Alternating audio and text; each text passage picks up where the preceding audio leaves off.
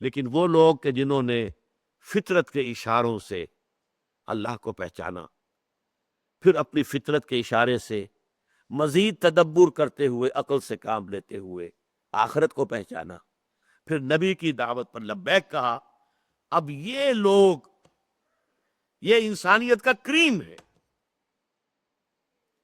لہذا ایک بات اچھی طرح سمجھ لیجئے، یہ منافق نہیں ہو سکتے، یہ نہیں ہو سکتا کہ مانے کچھ اور کریں کچھ اور، حق کو حق تسلیم کریں، اسے پامال دیکھیں، اسے مغلوب دیکھیں، اور ان کا خون جوش نہ کھائے، اور وہ کچھ کرنے کے لیے تیار نہ ہو کہ ہم کا بول بالا ہو۔ یہ منافق ہوتا ہے۔ ہمیشہ ہر معاشرے کے اندر اور ہر کسی بھی انقلابی دعوت کے مقابلے میں رد عمل کے طور پر تین کردار ہمیشہ سامنے آتے ہیں، ہمیشہ۔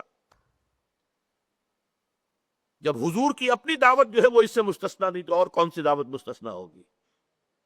اگر وہاں منافقین تھے تو یہاں کیوں نہیں ہوں گے؟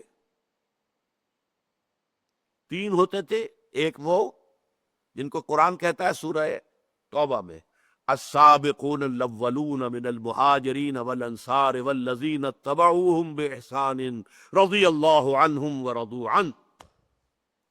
یہ وہ لوگ ہوتے ہیں جنہوں نے حق کو قبول کیا، تو اب ہر چے بعد آباد جو ہو سو ہو، جان جاتی ہے جائے، مال جاتا ہے جائے، ہر چے بعد آباد ماں کشتی درا بنداختیم، ہم نے تو اپنی کشتی جو ہے دریا میں ڈال دی ہے۔ اب یہ کشتی تیرے گی تو ہم تیریں گے اور جیئیں گے، یہ کشتی ڈوبے گی تو ہم ساتھ ہی ڈوبیں گے۔ ہم اس کشتی کو چھوڑ کر بھاگنے والے نہیں ہیں۔ ہر چے بعد آباد جو ہو، یہ ایک کردار ہوتا۔ دوسرا کردار اس کے برعکس ہوتا ہے، جو مخالفت میں اڑ جاتا ہے، ڈٹ جاتا ہے، اپنے باطل نظام کو، باطل اعتقادات کو، باطل نظریات کو پروٹیکٹ کرنے کے لیے میدان میں آ جاتے، مقابلے میں آ جاتے۔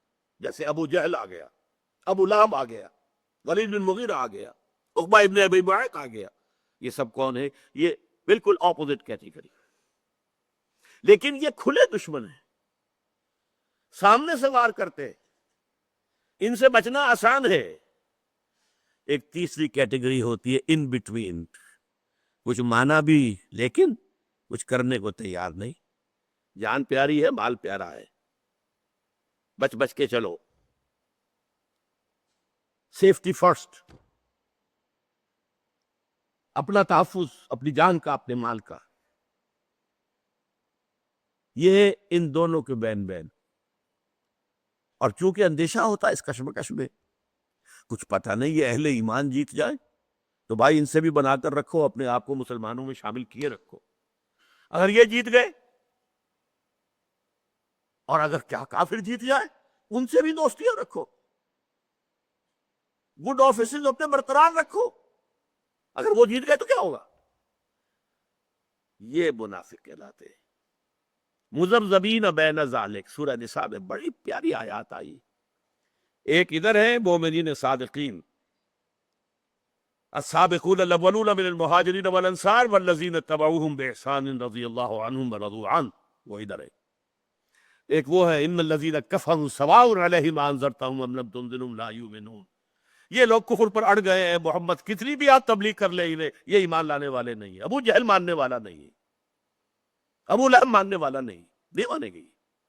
یہ تو کشاکش ہے، ہوگی ان دونوں کے مابین، البتہ بیچ میں مذبذبین بین ذالک، ان دونوں کے مابین کچھ ادھر بھی، اسی لیے دو بوا ہم کہتے ہیں۔ منافق کا نصب بنا اسی سے ہے۔ نفق کہتے ہیں سرنگ، سرنگ کے دو منہ ہوتے ہیں۔ محل کے اندر سے سرنگ بنی جاتی ہے، کہیں جنگل میں جا کے کھلتی ہے، کہ اگر قبضہ ہو جائے دشمن کا اور دشمن محل میں داخل ہو جائے تو بھاگے اس سرنگ کے ذریعے سے، نکلے وہاں سے۔ تو دو منہ ہوتے ہیں اس کے۔ نفق سرنگ کو کہتے ہیں۔ نافقہ کہتے ہیں گوہ، ایک بل بناتا ہے اپنا، ایک جانور ہے، اس کا شکار کرتے کتوں کے ذریعے سے، عرب کے اندر اس کا گوشت کھایا جاتا ہے۔ ہمیں تو خیر اس کو ایک گھنسی آتی ہے، لیکن ہر معاشرے کا معاملہ ہوتا ہے۔ یوں سمجھیے بہت بڑی سی چھپکلی ہے، لیکن گوہ کا گوشت کھایا جاتا ہے، تو اس کا شکار کرتے ہیں۔ وہ بھی اتنا ہوشیار جانور ہے، وہ اپنے جو نیچے بٹ بناتا ہے زیر زمین، اس کے دو منہ رکھا، ادھر بھی ادھر بھی، ادھر سے کتا داخل ہو تو ادھر سے نکل کے بھاگ جائے، ادھر سے کتا آئے تو ادھر سے بھاگ جائے. یہ منافقین ہوتے ہیں. ان کے ساتھ بھی بنا کر رکھو، ان سے بھی بنا کر رکھو. Keep your good offices with both. یہ ہر دور میں پائے گئے، نوٹ کر لیجئے. کوئی تحریک نہیں ہو سکتی جس میں کہ یہ تھرڈ ایلیمنٹ موجود نہ ہو. امپاسبل. اگر اس کا حق تھا تو محمد کی تحریک کو یہ حق تھا کہ کوئی منافق نہ ہوتا اس میں. خالص پاک ہوتی جماعت نہیں، منافقین تھے.